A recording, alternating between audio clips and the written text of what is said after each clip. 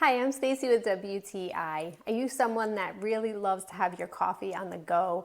Unfortunately, many times we find that we take it with us and then it gets cold super fast. This awesome electric warming mug from OTKAX is going to solve all of your problems.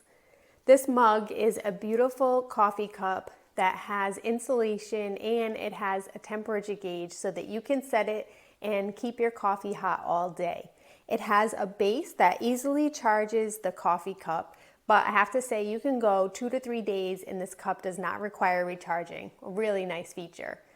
Once you have your coffee in the cup, you just hit the flame at the bottom and then you can adjust your temperature settings.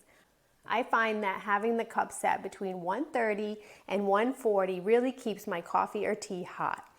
Not only is this really good in the car, but a lot of times at night I make myself tea and then I have 5 things to do. By the time I get to my tea, it's already cold. Well, putting it in this cup enables me to put it right at my bedside and I can have my hot tea before I go and read and go to bed. The cup is very easy to drink out of and the charging base has a place for your phone as well. So you can keep it right at your desk too, and that way your phone is always charged with you.